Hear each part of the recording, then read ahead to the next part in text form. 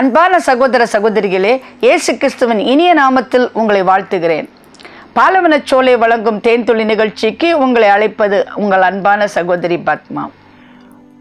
Vices ministries international. இந்த செய்தியின் வழியாக அநேகர் ஆசீர்வதிக்கப்பட்டீர்கள் என்று அறிவது எனக்கு மிகுந்த ஆசீர்வாதமாகவும் ஆறுதலாகவும் இருக்கிறது. அதற்கான ஆண்டவரை ஸ்தோத்திரிக்கிறேன். இந்த ஊழியத்திற்காக நீங்கள் ஜெபியுங்கள். தென்னாப்பிரிக்காவுக்கு போக வேண்டும் என்று தேவ சமூகத்திலே நான் ஜெபித்து கொண்டிருக்கிறேன்.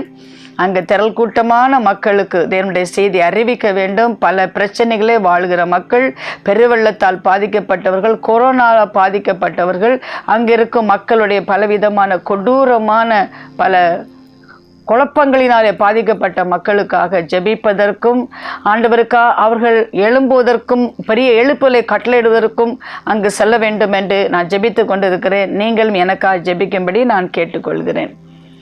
இன்றைக்கு நான் சொல்ல போகிற செய்தியினுடைய தலைப்பு என்ன தெரியுமா? உன் பெற்றோர் உன்னை சபித்திருந்தாலும், தலைமுறையான சாபத்தை நீ சுமந்து வந்திருந்தாலும் அதை ஆசீர்வாதமாக மாற்ற முடியும்.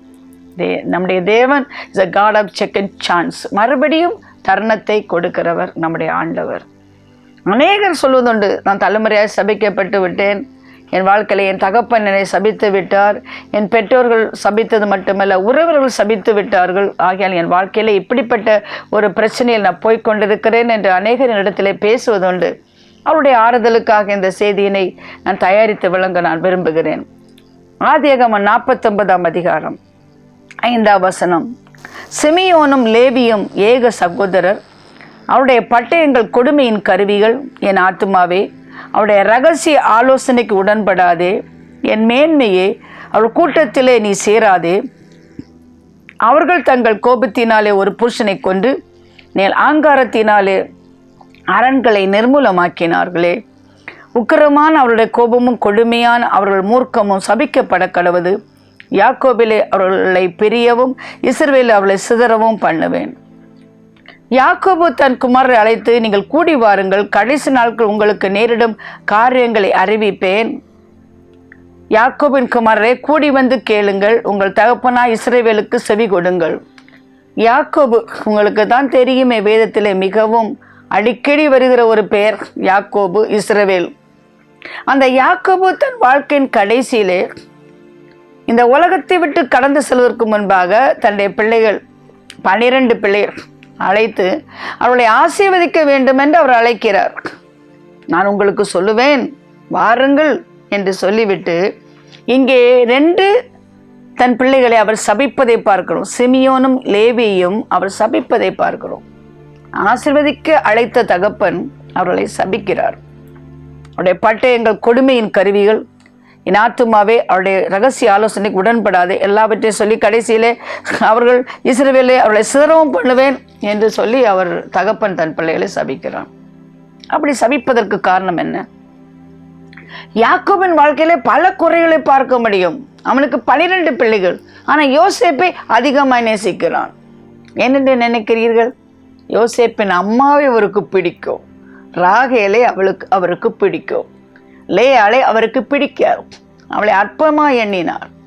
ஆனாலும் அவள் வாழ்க்கையிலே பார்க்கும் பொழுது அந்த கணவனோடு வெறுக்கப்பட்ட ஒரு பெண்ணாக அந்த கணவனோடு வாழ்ந்து கொண்டிருக்கிறாள். ஆனால் ராகேல் கண்ணுக்கு இனியவள். நினைவெல்லாம் ராகேல் தான். அவளுக்காக 14 ஆண்டு காலம் ஆடு மேய்த்திருக்கிறார். பாருங்களேன் எவ்வளவு தூரம் அவளை நேசித்தார் என்று. அவளுக்கு பிறந்த பிள்ளை யோசேப்பு, அவனுக்கு பலவர்ணம் அங்கே கொடுக்கிறார், அதிகமாக நேசிக்கிறார். இதுதான் வீட்டில் குழப்பத்துக்கு ஆரம்பமாகவே இருந்தது. அத்தனை பிள்ளைகளும் இவர் பிள்ளைகள் தானே. அதில் ஒருவனை மட்டும் அவர் அன்பு கூறினபடியால் அங்கே வெறுப்பு வருகிறது, அங்கே கசப்பு வருகிறது, அங்கே வைராக்கியம் வருகிறது. பிரியமான கர்த்தருடைய பிள்ளைகளை, தகப்பனே அதற்கு காரணமாக இருக்கிறார். ஏன்? இவர் வாழ்க்கையிலும் அப்படித்தான். தகப்பனை ஏமாற்றினார், தமையனை ஏமாற்றினார், தன்னுடைய மாமாவை ஏமாற்றினார். எல்லோரும் ஏமாற்றித்தான் இவர் பெரிய ஆளாய் வர வேண்டும் என்று வாழ்க்கையில் திட்டமிட்டார். இறுதியில் ஆண்டவர் அவரை ஆசீர்வதித்து இஸ்ரவேலாய் மாற்றுகிறார். அந்த ஜென்ம சுவாபம் பார்த்தீர்களா? யாக்கோபுக்கு ஏமாற்றும் ஒரு சுவாபம். அதைத்தான் அங்கே பார்க்கிறோம். ஒரு நாள் யோசேப்பு தன்னை தகப்பனுக்கு கீழ்ப்படிந்து சகோதரர்களை பார்க்கும்படி சென்றபோது, இதோ வருகிறான் சொப்பனக்காரன், இதோ வருகிறான் தகப்பனுடைய செல்ல பிள்ளை என்று சொல்லி அவனை கொன்று போட திட்டமிட்டிருக்கும் பொழுது ரூபன் அவரை காப்பாற்றுகிறார். அவனை குழியிலே போட்டு விட்டார்கள். பிறகு எடுத்து போத்திபாருக்கு விற்று விடுகிறார்கள். பார்க்கும் பொழுது இந்த இடத்துல யாக்கோபு எல்லோரையும் ஏமாற்றினான். இவன் பிள்ளைகள் யாக்கோபை ஏமாற்றுவார்கள். அது என்ன தெரியுமா? ஒரு ஆடை அடித்து ரத்தத்தை எடுத்து அந்த சட்டையிலே தோய்த்து தகப்பண்டை கொண்டு காட்டுவார்கள். இது உன் பிள்ளையினுடைய சட்டையா பாருங்கள் என்று சொல்லி, ஆம் என்னுடைய மகன்தான் என்று கதறுகிறார். என் அன்பான மகன்தான் என்று கதறுகிறார். என்னை கேட்டுக்கொண்டு கர்த்தருடைய பிள்ளையே, அவனை கொண்டு விட்டார்களா இல்லையா என்று தகவன் தேடி போகவில்லை. வாழ்க்கை முழுவதும் இந்த பொய்யிலே அவன் வாழ்ந்து துக்கத்திலும் துன்பத்திலும் வாழ்ந்திருக்கிறார் இந்த யாக்கோபு. நான் பார்க்கிறேன், சில பொய்யை நம்பியே வாழ்க்கை முழுவதையும் வேதனையில முடிகிறாங்க. அப்படித்தான் யாக்கோபு வெறுப்பில் தான் வாழ்ந்து கொண்டிருந்தார். என் மகனை காணமே, அவன் மரித்து விட்டானே. வாழ்க்கை முழுவதும் வெறுப்பு, கசப்பு, கோபம், ஏமாற்றுதல், அப்படித்தான் யாக்கோபு வாழ்ந்து கொண்டிருந்தார். இப்பொழுது அந்த சுவாபம் தானே அவன் பிள்ளைகளுக்கு இருக்கும். அவன் பிள்ளைகளை சபிக்கிறான். ஆனால் அவன் வாழ்க்கையில இவ்வளவு தவறுகளை செய்ததை அவன் நினைக்கவில்லை. இப்படிதான் சில பெற்றோர்களும் பிள்ளைகளை சபிக்கிறார்கள். ஆனால் அவர்கள் வாலிபர்களாக இருந்தபோது கடந்த காலத்தில் செய்தவைகளை அவர்கள் நினைப்பதே இல்லை. அவன் பிள்ளைகள் ஒரு தவறு செய்து விட்டால் அந்த பிள்ளைகளை உடனே சபிக்கிறார்கள். அப்படித்தான் இங்கே பார்க்கிறோம். கோத்திரு பிதாவாக இருந்த போதிலும் யாக்கோபு தன் பிள்ளைகளை சபிக்கிறான். அங்கே அவன் சபிப்பதற்கு காரணத்தை ஆதியாகமம் 34ஆம் அதிகாரத்திலே பார்க்கலாம். லேயாள் யாக்கோபுக்கு பெற்ற குமாரத்தியாகிய தீனாள் தேசத்து பெண்களை பார்க்க புறப்பட்டாள். லேயாள் யாக்கோபுக்கு பெற்ற பிள்ளைதான் தீனாள். லேயாள் எப்படிப்பட்டவள்? வாழ்க்கை முழுவதும் வேதனையிலே விரும்பப்படாத ஒரு மனைவி. அவள் வாழ்க்கையில வேதனையிலே வாழ்ந்த wounded woman, but a wandering daughter. தன் வாழ்க்கையிலே காயப்பட்ட ஒரு பெண். அவளுடைய பிள்ளையை பார்க்கும் பொழுது அன்புக்காக அவள் அலைகிறவளாக இருக்கிறாள். உண்மையான அன்பு கிடைக்கல, பெற்ற தகப்பட்ட கிடைக்கல, அம்மாட்ட கிடைக்கல. எங்கேயாவது அன்பு கிடைக்குமா என்று தேடி பார்த்துதான் அந்த ஊருக்குள்ள வந்த உடனே அவள் பட்டணத்தை சுற்றி பார்க்க போறாள். அப்படி சுற்றி பார்க்க போகும் பொழுது அவளை ஏவியனான எமோரின் குமாரன், அந்த தேசத்தின் பிரபுவாகிய சீகேம் என்பவன் அவளை கண்டு அவளை சைனித்து அவளை தீட்டுப்படுத்தினான். பெண்கள் சொல்லப்பட்ட வட்டத்துக்குள் இருக்க வேண்டும், பாதுகாப்பு வட்டத்துக்குள் இருக்க வேண்டும். இந்த பாதுகாப்பின் வட்டத்தை விட்டு வெளியே போகும் பொழுது பாதுகாப்பு இல்லாமல் அவள் வாழ்க்கை அழிந்து போவதை இந்த இடத்துல நாம் பார்க்க முடியும். அவளை தீட்டுப்படுத்தி விட்டான். ஆம், ஒரு பெண் தன் கற்பை இழக்கும் பொழுது அவள் தீட்டுப்பட்டவள் என்பதை வாலிப பெண்கள் உணர்ந்து கொள்ள வேண்டும். அவனுடைய மனம் யாக்கோபின் குமாரத்தியாகிய தீனாள் மேல் பற்றுதலாய் இருந்தது. அவன் அந்த பெண்ணை நேசித்து அந்த பெண்ணுக்கு மனதுக்கு இன்பமாய் பேசினான். பார்த்தீர்களா, வஞ்சக வலையிலே விழுந்து விட்டாள் இந்த பெண். ஏன்? அவன் பெண்ணின் மனதுக்கு இன்பமாக பேசினான். இஸ்ரவேலிலே இப்படிப்பட்ட பெரிய ஒரு தீங்கை செய்யக்கூடாது என்று அவளுக்கு தெரியும். அவர் கற்பழிக்கப்படக்கூடாது, உடன்படிக்கை மீறுகிறதாக இருக்கும். சீகேம் தன் தகப்பனாய் எமோரை நோக்கி இந்த பெண்ணை எனக்கு கொள்ள வேண்டும் என்று சொன்னான். குமாரத்தியாக தீனாள் அவன் தீட்டுப்படுத்தின யாக்கோபு கேள்விப்பட்டபோது அவன் குமாரன் அவனுடைய மந்திலிருந்து வெளியிலே இருந்தார்கள். அவள் வருமளம் யாக்கோபு பேசாமல் இருந்தான். ஏராளம் பரிசையும் வெகுமதியும் நீங்கள் எங்களை கேட்டாலும் உங்கள் சொற்படி தருகிறேன், அந்த பெண்ணை மாத்திரம் எனக்கு மனைவியாக கொடுக்க வேண்டும் என்று சொல்கிறாள். எவ்வளவுனா உங்களுக்கு கொடுக்குறேன், எவ்வளவு வெகுமதி, எவ்வளவு டவுரி வேணா கொடுக்குறேனார்.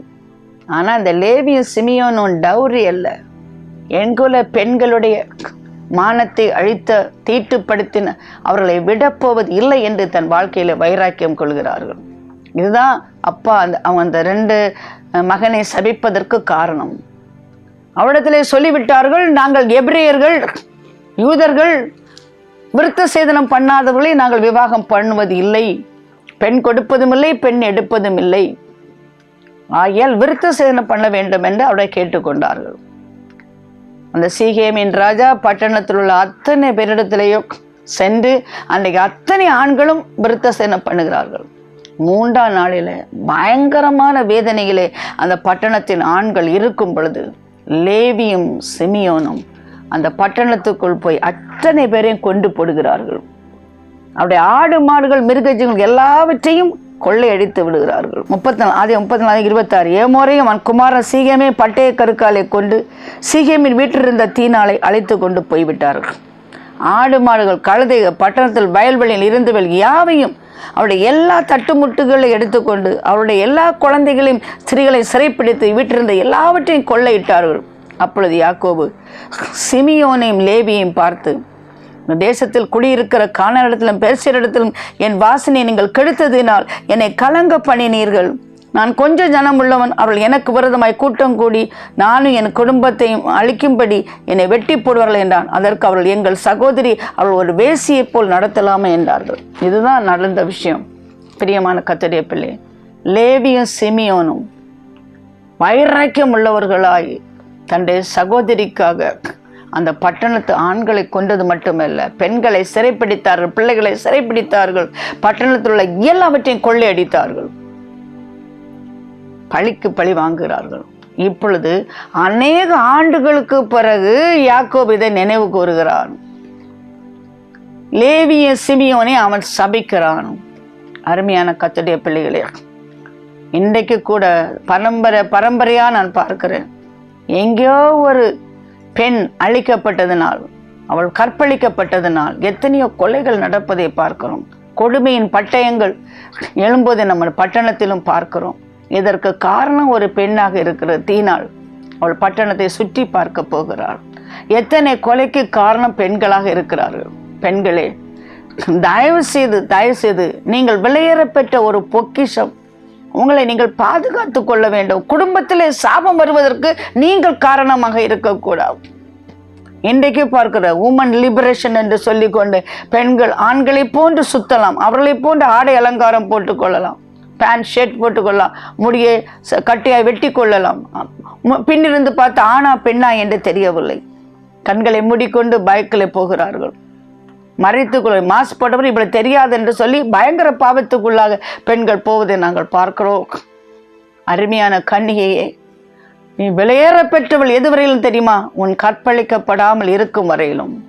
உன் கற்பழிக்கப்படும் பொழுது உன்னுடைய மரியாதை குறைந்து போகிற, நீ தீட்டுப்படுகிற மட்டுமல்ல, உன் சகோதரர்கள் கொலைக்காரர்களாய் மாறுவதற்கு நீ காரணமாக இருக்கிறாய். அது மட்டுமல்ல, குடும்ப சாபத்துக்கு நீ காரணமாக இருக்கிறாய். இங்கே குடும்பமே சபிக்கப்பட்டு விட்டது. லேவி முக்கியமானவன், சிமியோன் முக்கியமானவன், முக்கியமான 2 சகோதரர்கள் சபிக்கப்பட்டு விட்டால் அதுக்கு காரணமாக இருந்தது தீனாள். பட்டணமே அழிக்கப்பட்டது காரணமாக இருந்தது தீனாள். அருமையான கர்த்தருடைய பிள்ளையே, இப்பொழுது 2 சகோதரர்கள் பெற்றோரின் சாபத்துக்குள்ளாகி நிற்கின்றார்கள். இதை எப்படி ஆசீர்வாதமாக மாற்றுவது? அதுதான் ஆண்டவர் 2ஆம் தரம் நமக்கு ஒரு தருணம் கொடுக்கிறோம். God of second chance. மறுபடியும் ஒரு தருணம் கொடுப்பார். குடும்ப சாபத்திலிருந்து லேவிய சிமியோனை விடுவித்த ஆண்டவர் உங்களையும் விடுவிப்பார்.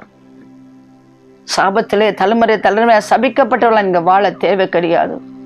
உங்கள் சாபத்தை ஆசீர்வாதமாய் மாற்றுவார். 2022 ஆண்டுகளுக்கு முன்பாக இயேசு சிலுவையிலே மரித்ததற்கு காரணம் என்ன தெரியுமா? சிலுவை மரத்தில் தொங்குன காரணம் என்ன தெரியுமா? மரத்திலே தொங்குற எவனும் சபிக்கப்பட்டவன். நமக்காக இயேசு சாபமானார். ஆனால் அந்த சாபத்தை இன்று ஆசீர்வாதமாய் உங்கள் வாழ்க்கையில் மாற்றுவார். எப்படி என்று நான் உங்களுக்கு சொல்ல விரும்புகிறேன். 32 யாத்திரா 32ஆம் அதிகாரத்தில் வரும் பொழுது, பிரியமான கர்த்தருடைய பிள்ளையே, மோசேயுடைய வாழ்க்கையில இருந்த பெரிய ஒரு விருப்பம் என்னவென்றால் தேவனுடைய பிரசன்னத்திலே இருக்க வேண்டும். 6 லட்சம் மக்களை விடுவிப்பதற்காக தேவன் அவனை தெரிந்து கொண்டார். பார்வோனுக்கு முன்பாக தைரியமாக நின்று சொல்லுவான், என் ஜனத்தை நீ போக விடு. அரண்மனையிலே வாழ்ந்தபடியால் அடிமையினுடைய அந்த பயம் அவனுக்கு இல்லை. அடிமையினுடைய எந்த விதமான குணமும் இல்லை. இந்த மோசே ஒருவேளை எபிரேயர்கள் மத்தியிலே வாழ்ந்திருந்தால் அவன் கோழையாக இருந்திருப்பான், அடிமையாக இருந்திருப்பான். ஆனால் அரண்மனையில் அவன் வாழ்ந்தபடியால் அவனுக்கு இப்பொழுது தைரியம் இருக்கிறது. பார்வோனை பார்த்து சொல்வதற்கு, என் ஜனத்தை நீ போக விடு, ஆராதிக்க போக விடு. அவன் விடமாட்டேன் என்று சொல்லும்போது 10 விதமான வாதைகளை கொண்டு வந்து ஜனத்தை விடுவிக்கிறான். செங்கடல் கடக்கிறார்கள். ஆண்டவர் அருமையாய் ஜனங்களை நடத்தி கொண்டு வருவதற்கு மோசையை பயன்படுத்துகிறார்.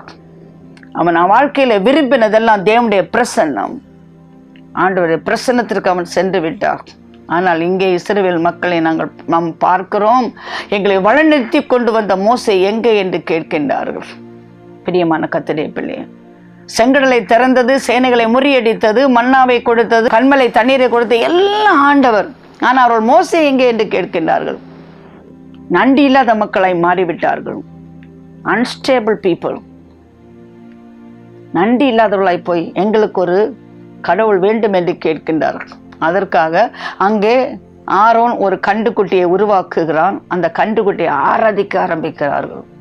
அப்பொழுது ஆண்டவர் வைராக்கியம் உள்ள தேவன், தன்னுடைய மகிமை யாரோடு பகிர்ந்து கொள்ளாதவர், தன்னுடைய மகிமையை விக்கிரகத்திற்கு கொடுக்காதவர், மோசையை பார்த்து சொல்கிறார், இந்த ஜனங்கள் தன்னை கெடுத்து கொண்டார்கள், இவளை நான் அழிக்கப் போகிறேன், ஆனால் உன்னை நான் ஆசீர்வதிப்பேன், நான் உன்னோடு கூட இருப்பேன், ஆனால் இந்த ஜனத்தை நான் அழிக்கப் போகிறேன். அப்பொழுதுதான் மோசையை பார்க்கிறோம், ஜனத்தின் மேல கோபம் மூண்டவராய் அவன் ஒரு கேள்வி கேட்கிறான். 32ஆம் அதிகாரம் 26ஆம் வசனம், பாளையத்தின் வாசலில் நின்று கர்த்தருடைய பட்சத்தில் இருக்கிறவள் யார், அவர் என்னிடத்திலே சேரக்கடவுள் என்றான். அப்பொழுது லேவியின் புத்திரர் எல்லாரும் அவரிடத்திலே சேர்ந்தார்கள். அவர்களை நோக்கி, உங்களில் ஒவ்வொருவனும் தன் பட்டயத்தையும் தன் அறையிலே கட்டிக்கொண்டு பாளையம் அங்கு முள்ளும் புறம்பும் வாசலுக்கு வாசல் போய் ஒவ்வொருவனும் தன் தன் சகோதரனையும் ஒவ்வொருவனும் தன் தன் சேகனையும் ஒவ்வொருவனும் தன் தன் அயலானையும் கொண்டு போட கடவன் என்று இஸ்ரவேலின் தேவனாய் கர்த்தர் சொல்கிறார் என்றார். லேவியின் புத்தர் மோசே சொன்னபடியே செய்தார்கள். அந்நாளிலே ஜனங்கள் ஏறக்குற 3000 பேர் விழுந்தார்கள். இப்பொழுது ஈசாக்கு சபித்த லேவியை பார்க்கிறோம், சிமியோனை பார்க்கிறோம். பிரியமான கர்த்தருடைய பிள்ளைகள், அவர்கள் பட்டயம் பிடித்தவர்களாக நின்றார்கள். தன் தகப்பனால அவர்கள் சபிக்கப்பட்டார்கள். ஆனால் இங்கே அந்த சபிக்கப்பட்ட கோத்திரம் மோசேக்கோடு நிற்கின்றது. கர்த்தர் பட்சத்தில் நிற்பவன் யார்? விக்கிரகனை மாறிப்போய் தேவனை கோபமுட்டின அந்த மக்களை அழிக்கும்படியாக தண்டிக்கும்படியாக அவர்கள் தன் பட்டயத்தை எடுத்துக்கொண்டார்கள். அவள் மட்டுமல்ல, பாலை எங்கும் போய் முகம் பாராதபடி, தாய் தகப்பன் என்று பாராது, சகோதரன் என்று பாராது வெட்டி வீழ்த்தினார்கள். கர்த்தருக்கு சொந்தமானார்கள். கரங்களை தட்டி கர்த்தரை மயப்படுத்துவோம். என்னோடு கூட நிற்பதற்கு ஒரு கூட்டம் இருந்ததே. 12 கோத்திரம் அழிந்து போகையிலே ஒரு கோத்திரம் மட்டும் எனக்காக எழும்பினதே. வைராக்கியம் கொண்டார்களே. கர்த்தர் இன்றைக்கு உங்களுக்கு ஆசீர்வாதம் அருளுகிறார். சாபம் ஆசீர்வாதமாய் மாறுகிறது. இதைத்தான் நான் உங்களுக்கு சொல்கிறேன். தகப்பனால் சபிக்கப்பட்டவர்கள் லேவி கோத்திரத்தார்.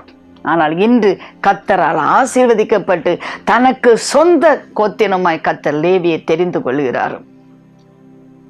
இன்றைக்கு நீங்கள் அவனவன் தன் மகனுக்கும் சகோதரனுக்கு விரோதமாய் இருக்கிறதுனால் கர்த்தருக்கு உங்களை பிரதிஷ்டை பண்ணுங்கள் என்று மோசே சொல்லி இருந்தான். இந்த கூட்டம் கர்த்தருக்கென்று பிரதிஷ்டை பண்ணப்பட்ட ஒரு கூட்டமாய் மாறுகிறது. வேதம் முழுவதும் படித்து பாருங்கள். லேவியர்கள் கர்த்தருக்கு சொந்தமானவர்கள். கானான் தேசத்தை பங்கிடும் பொழுது கூட லேவியருக்கு பங்கு கொடுக்கவில்லை. ஏன்? கர்த்தரே அவர்களுக்கு பங்காக மாறினார். அருமையான தேவ ஜனமே, இப்பொழுது என்னை கேட்கிறாயா, நான் ஒரு லேவி கோத்திரமா என்று கேட்கிறாய்? ஆம், நம்மை கர்த்தர் ஆசாரிகளும் ராஜாக்களுமாய் மாற்றி இருக்கிறார். ஒருவரை தலைமுறையாய் உனக்கு சாபம் வந்து கொண்டிருந்திருக்கலாம். உன் தகப்பன் உன்னை சபித்திருக்கலாம், முற்பிதாக்கள் உன்னை சபித்திருக்கலாம், அல்லது சபிக்கப்பட்ட கோத்திரத்திலே தோன்றின ஒரு நபராக இருக்கலாம். ஆனால் நீ கர்த்தர் பட்ச நிற்பாயானால் நீ கர்த்தருக்கு சொந்த ஜனமாய் மாறுகிறாய். அந்த சாபம் ஆசீர்வாதமாய் மாறுகிறது. உன் வாழ்க்கையை மாற்றிக்கொள்வாயா? கர்த்தர் பட்சத்திலே நிற்பாயா? ஆண்டவருக்காக பட்டயத்தை எடுத்துக்கொள்வாயா? அப்பொழுது ஆண்டவரால் ஆசீர்வதிக்கப்பட்ட சந்ததியாக நீ மாறுவாய். தலைமுறை சாபத்திற்கு உன்மேல் அதிகாரம் இல்லை.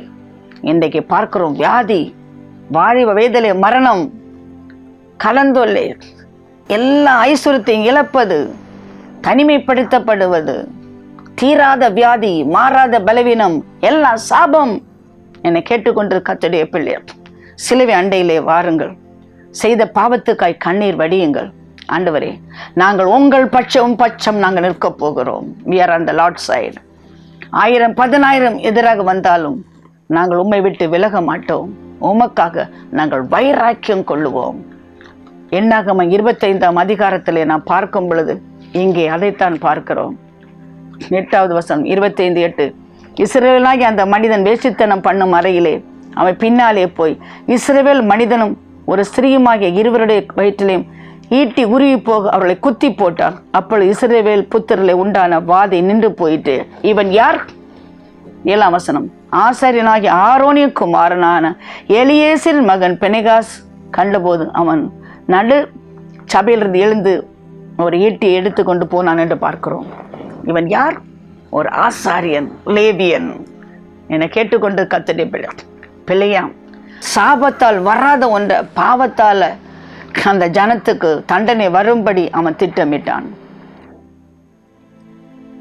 பிள்ளையாம் தேவ ஜனத்தை சபிக்கும்படியாக பாலா கேட்டுக்கொண்டான். எவ்வளவு பணம் வேண்டுமானாலும் உனக்கு தருகிறேன் என்று அவன் கேட்டுக்கொண்டான். ஆனால் கர்த்தர் சொன்னார், இந்த ஜனத்தை நான் சபிக்கவே மாட்டேன், அவர்களை ஆசீர்வதிப்பது எனக்கு சித்தம், எனக்கு பெரிய ஆசீர்வாதமாகத்தான் இருப்பார்கள். மறுபடியும் இன்னும் அதிகமாக பொருளை தாரேன் என்று சொன்னபோது ஆண்டவரிடத்திலே போய் கேட்கிறான், இந்த ஜனத்தை சபிக்கலாமா? ஆண்டவர் சொன்னான், நான் ஆசீர்வதிக்கிறதுக்காக நான் ஏற்படுத்தின என் ஜனத்தோடு உடன்படிக்கை ஏற்படுத்தியிருக்க, அவளை சபிக்க முடியாது. ஆனாலும் நான் போ என்று நீ கேட்டுக்கொண்டபடியா, போகலாமா என்று கேட்ட, நீ போ. அவன் போகையிலே உருவின பட்டயத்தோடு தேவ தூதன் நின்று அவனை தடுத்து நிறுத்துவான். இப்பொழுது பிள்ளையாம் கண்டுபிடித்து விட்டார், கர்த்தருடைய திட்டத்தை ஒருவனாலும் மாற்ற முடியாது. எவ்வளவு ஜெபம் பண்ணினாலும் மாற்ற முடியாது, எவ்வளவு காணிக்கை கொடுத்தாலும் மாற்ற முடியாது. இந்த ஜனத்தை அழிக்க முடியாது. விட்டானா? இல்லை. தந்திரமான ஒரு திட்டத்தை பாலாக்குக்கு அவன் போதித்தான். அது என்ன தெரியுமா? அழகிய பெண்களை, மோவாபிய பெண்களை இஸ்ரவேல் மக்கள் மத்தியிலே அனுப்பும் போது அவர்கள் இவர்களோடு சம்பந்தம் கலக்கும் பொழுது பாவம் செய்வார்கள். பார்த்தீர்களா? தீனால் இடத்திலே ஆரம்பித்தது பாருங்கள், தொடர்கிறது. இந்த பாவம் இஸ்ரவேல் மக்கள் மத்தியிலே தொடர்கிறது. ஆனால் யார் கர்த்தர் பட்சம் நிற்கிறார்கள், அதைத்தான் கர்த்தர் பார்க்கிறார். பிரியமான கர்த்தருடைய பிள்ளையர், ஆண்டவர் சொன்னார், இந்த பாவத்தை 4 வசனம், கர்த்தர் மோசையை நோக்கி, கர்த்தருடைய உக்கிரமான கோபம் இஸ்ரவேலை விட்டு நீங்கும்படி நீங்கள் ஜனங்களின் தலைவர் எல்லாரையும் கூட்டிக் கொண்டு அப்படி செய்தவர்களை சூரியனுக்கு எதிரே கர்த்தருடைய சன்னிதானத்திலே தூக்கி போடுங்கள். பாவம் சொல்ல தூக்கி போடுங்க. யார் இந்த பாவம்? என்ன பாவம்? புறஜாதிகள் கர்த்தருடைய பிள்ளைகளோட சம்பந்தம் கலப்பது. இதிலே தான் லேவியர்கள் கோபம் விட்டார்கள். தீனாள் அந்நிய புருஷனால் அவர் கற்பழிக்கப்பட்டாள். புறஜாதி ஒரு ஆண்மகனால் அவள் கற்பழிக்கப்பட்டாள். அதில் தான் வைராக்கியம் கொண்டார்கள். இங்கே பார்க்கிறார்கள், அப்படித்தான் புறஜாதி மக்களோட சம்பந்தம் கலக்கிறதை பார்க்கும் பொழுது கர்த்தருக்கு மிகுந்த கோபம் வருகிறது. அப்படிப்பட்டவள் தூக்கி போடுங்கள் என்று சொல்கிறார். அவ்வளவு கோபம் கர்த்தருக்கு வருகின்றது. அப்பொழுதுதான் எலியேசர் லேவியன் ஆசாரியன் வைராக்கியம் கொண்டு அந்த பாவம் செய்த மனிதனை பட்டயத்தாலே குத்தி போடுகிறான். அப்பொழுது கர்த்தருடைய கோபம் நின்று போகின்றது. பார்த்தீர்களா? அந்த வாதியால் செத்தவர்கள் 24,000 பேர். இந்த 24,000 பேர் எப்படி இந்த பெரிய வாதியால் அவர்கள் கொல்லப்பட்டார்கள்? சாபம் பாவத்தால் வராதது, சாபத்தால் வராதது, பாவத்தால் வருகிறது. பிழையாம் ஜனங்களை சபிக்க முடியவில்லை. ஆனால் இங்கே பாவம் அந்த சாபத்தை கொண்டு வருகிறது. என்னை கேட்டுக்கொண்டிருக்க கர்த்தருடைய பிள்ளை, சபிப்பது என்பது அவருக்கு பிரியமில்லாத ஒன்று. ஆனால் சாபத்தால் வராததே ஒரு மனுஷன் பாவத்தால் வருவித்துக் கொள்ளலாம். உன்னை கர்த்தர் சபிக்க மாட்டார், சபிக்க விட மாட்டார். ஆனால் நீ பாவம் செய்வாயானால் அந்த சாபம் உன்னிலே கிரிய செய்யும். சாபத்தால் வராதது பாவத்தால் வருகிறது. ஆனால் லேவியன் வைராக்கியம் கொண்டான். நீ யார்? நீ யார்? லேவியன். அசுத்தமானது நீ தொட முடியாது. நீ ஆண்டவருக்கு சொந்தமானவன். நீ வைராக்கியம், அசுத்தத்தை கண்டால் நீ வைராக்கியம் கொள்ள வேண்டும். பாவத்தை பார்த்தால் நீ வைராக்கியம் கொள்ள வேண்டும். கண்களின் நிச்சய மாம்சத்தை ஜீவனத்தின் பெருவிதம் மற்றவர்கள் செய்வதை கண்டால் நீ வைராக்கியம் கொள்ள வேண்டும். என்ற பரிசுத்தாய் உணர்த்தும் போது நீதியை குறித்து, நியாயத்தை பிறப்பை குறித்து நீ கண்டித்து உணர்த்த வேண்டும். உலகத்தோடு ஒத்து ஓடுவதில்லை, எதிர்த்து ஓடுவது. உலகத்து மக்களோடு நீ ஒருவனாய் நீ நடந்து கொள்வதல்ல, மற்றவர்களை போல் அல்ல. நீ வித்தியாசமானால் dare to be different. மற்றவர்கள் உடுத்துவது போல, மற்றவருடைய நாகரிகம் போல, மற்றவருடைய ஃபேஷன்ஸ் போல நீ வாழ முடியாது. நீ ஒரு லேவியன். நீ வித்தியாசமான ஒரு கர்த்தருக்கு சொந்தமானவன், கர்த்தரின் பட்சத்தில் நிற்பவன், லேவியன். என்னை கேட்டுக்கொண்டு கர்த்தருடைய பிள்ளை, இன்னைக்கு லேவியனே ஆசாரி என்று அழைக்கிறவருடைய பிள்ளைகள் பலவிதமான பாவ வாழ்க்கையிலே போய் கொண்டிருக்கிறார்கள். அதிகமாக அதிகமாக உலகத்தின் நாகரிகம் பெருகி போய்விட்டது. செல்போன் நாகரிகம் பெருகி போய்விட்டது. குடிப்பழக்கத்தினாய் பெருகி போய்விட்டது.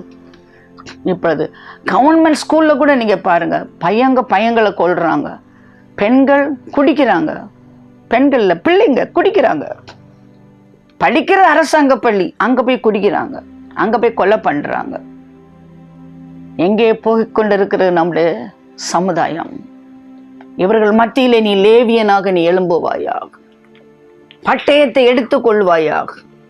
பாவம் செய்கிறவரை எலியேசர் உருவி குத்துனது போல நீ ஒரு லேவியனாக இருந்தால் பட்டயத்தை எடுத்துக்கொள்ள வேண்டும். மற்றவர்களை கொல்ல வேண்டும் என்று சொல்கிறதா என்று கேட்கின்றீர்களா? இல்லை, பட்டயம் என்பது வேத வசனம்தான். இந்த பட்டயத்தை நீ எடுத்துக்கொள்ள வேண்டும், கூறிய பட்டயமாய் மாற்றிக்கொள்ள வேண்டும்.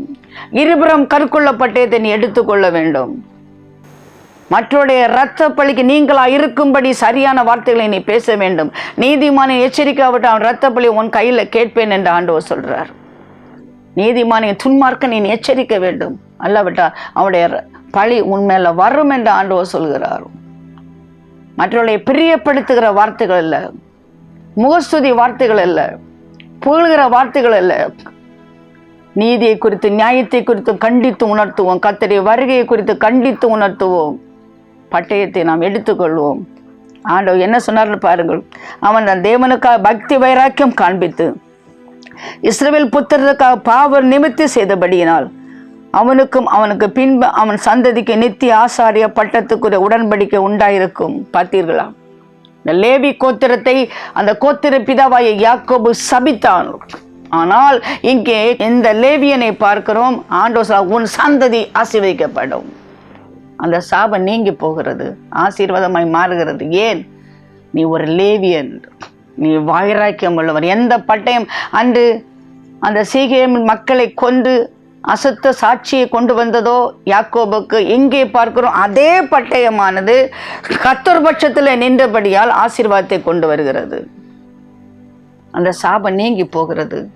என்னை கேட்டுக்கொண்டிருக்கிற கர்த்தருடைய பிள்ளையர், உடைய சாபம் நீங்கி போக வேண்டும் என்றால் நீ கர்த்தருடைய பட்டயத்தை எடுத்துக்கொண்டு கர்த்தர் பட்சமாய் நிற்க வேண்டும். நீ ஆசீர்வதிக்கப்படுவாய், உன் சந்ததி ஆசீர்வதிக்கப்படும். ஜெபிப்போமா? அன்பு இறக்கம் நிறைந்த ஆண்டவரே, சாபத்தை ஆசீர்வாதமாக நீர் மாற்றுவேன். Your God of second chance. மறுபடியும் ஒரு தருணத்தை இந்த லேவி கோத்திரத்துக்கு நீ கொடுத்ததற்காக உமக்கு நன்றி தகப்பனே. அன்று தீனாள் விஷயமாக ஒரு பட்டணத்தை அழித்துவிட்டு யாக்கோவுடைய சாட்சி வாசனையை கெடுத்து போட்டார்களே இந்த லேவியர்கள் என்று அவன் கதறி சபித்தான். ஆனால் இன்று அதே லேவியர்கள் பட்டயத்தை எடுத்து ஆண்டவர் பட்சம் நிற்கும் பொழுது கர்த்தருக்கு சுகந்த வாசனை சாட்சியாக அவர்கள் மாறினார்கள். தேவ கோபத்தை தடுத்து நிறுத்தினார்கள்.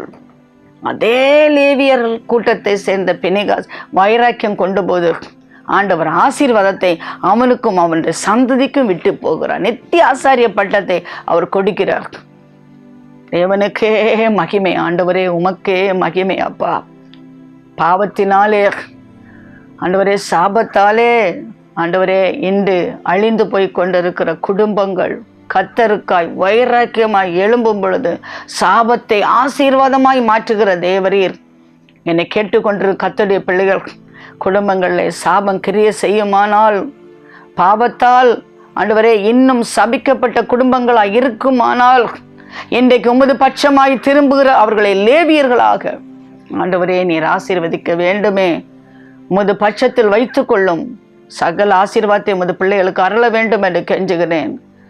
சாபத்தால் வருகிற கடன் தொல்லை, கஷ்டங்கள், திடீர் விபத்துகள், ஆபத்துகள், வாலிப மரணங்கள், ஏமாற்றங்கள், குடிப்பழக்க, போதைப்பொருள் அழிந்து கொண்டிருக்கும் குடும்பங்கள், சாபத்தை நீக்குங்கப்பா. நீ சிலுவையிலே மரித்தபடியால் சாபம் நீங்க வேண்டும். பாவத்திலிருந்து விடுதலை கொடுக்க வேண்டும். பரலோகத்திற்குரிய நம்பிக்கை அவர்களுக்கு கொடுக்க வேண்டும். மது பிள்ளைகளோடு இருந்து இன்றைக்கு விடுதலை கட்டட வேண்டும் என்று கெஞ்சி மன்றாடுகிறேன் பரமபிதாவே. ஆமேன்.